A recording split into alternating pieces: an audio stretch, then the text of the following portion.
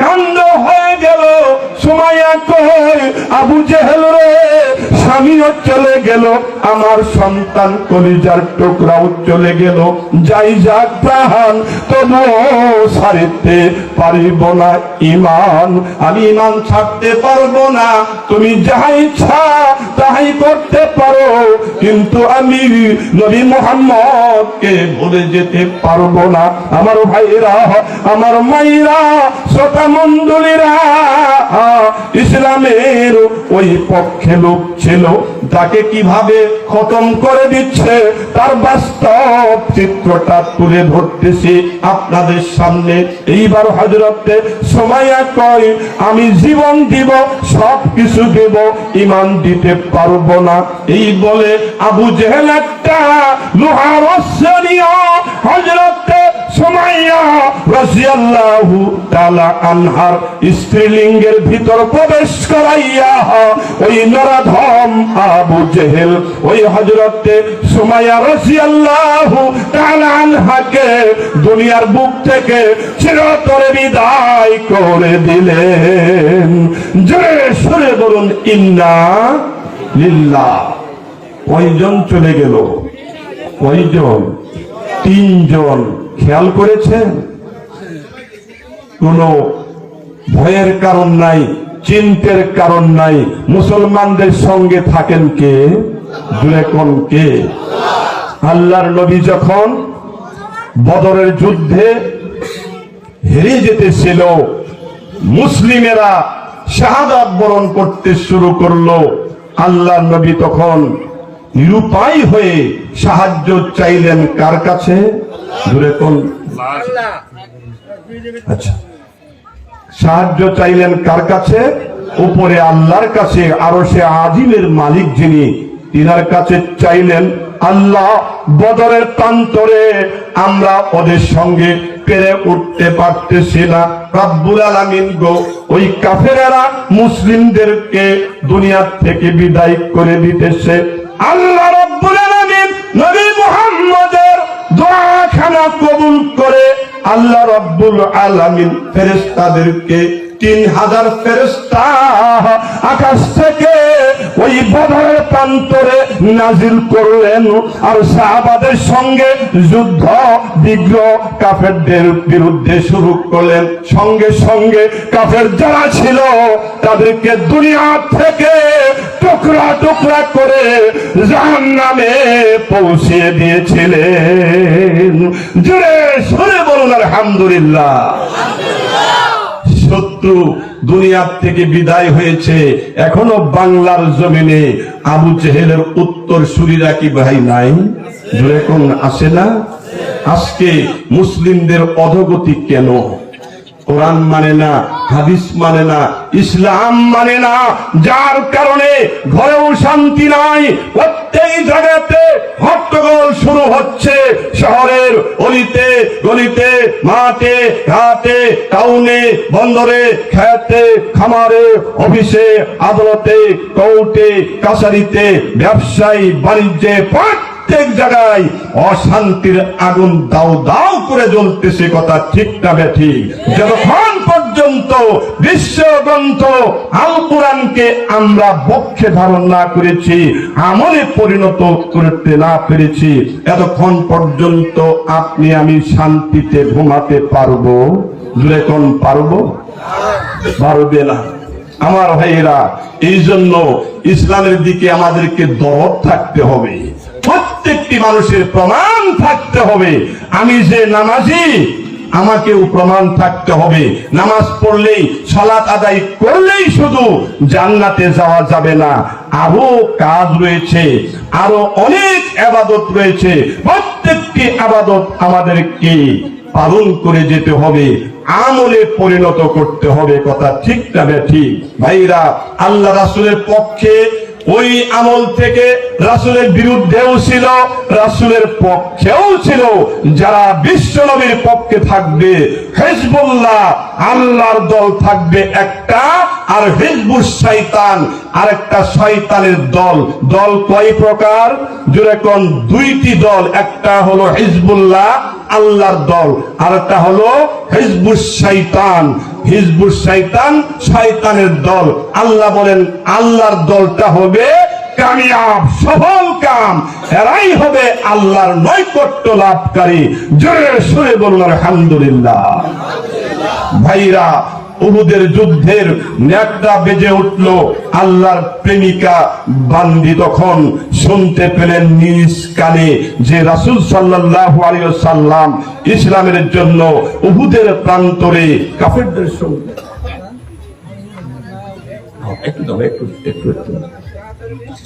তারপরে ওই হিন্দা নামক একজন মেয়ে তার বাবাকে বললেন, বাবা, রাসূল সাল্লাল্লাহু আলাইহি ওয়াসাল্লামকে আবু জেহেল উতবা সাইবারা কষ্ট দিচ্ছে, আপনি এক্ষুনি উহুদের প্রান্তরে চলে যান। তখন তার বাবা বৃদ্ধ পিতা বলল, আমি তো বুড়া মানুষ, আমি কেমনে যাব?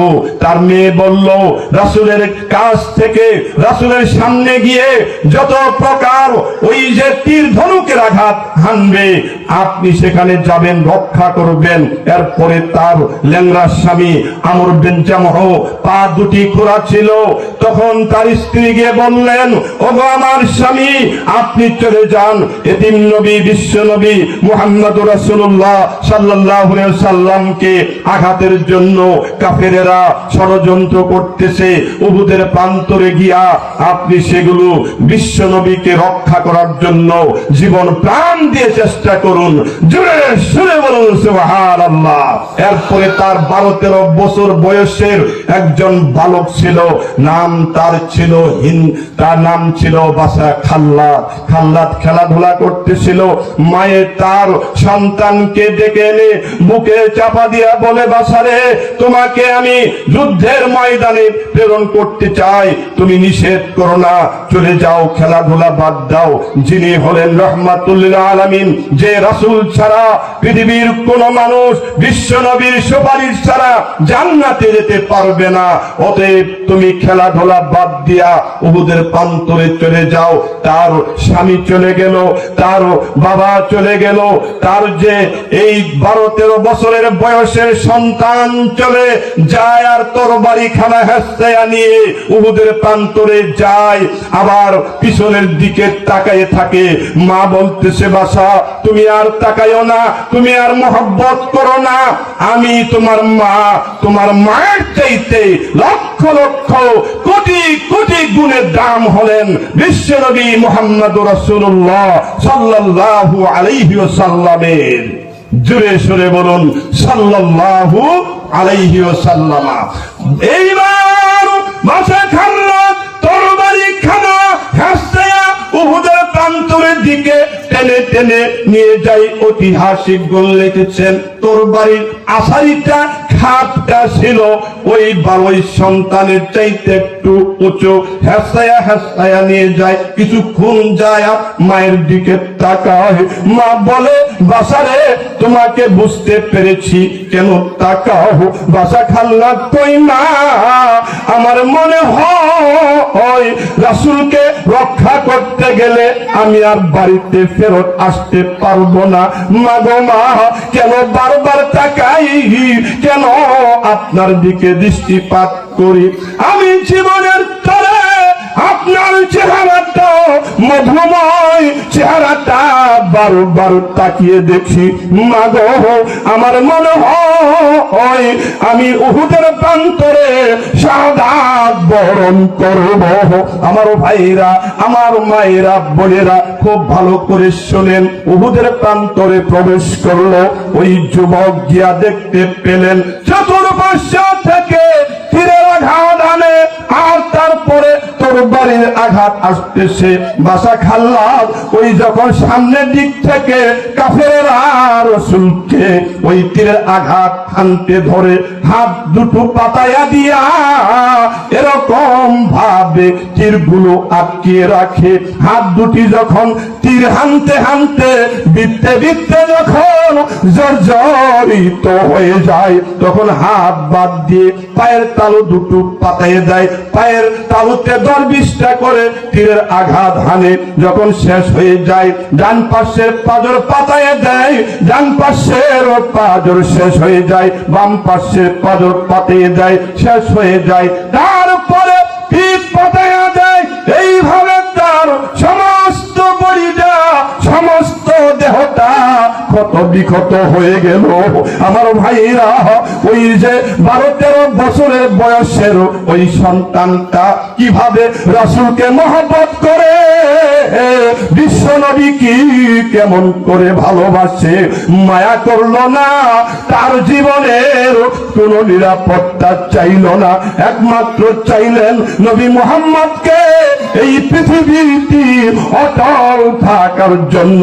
নবী মুহাম্মদ যদি ওই উহুদের প্রান্তর থেকে চলে যায় তাহলে ইসলামের বড় ক্ষতি হবে।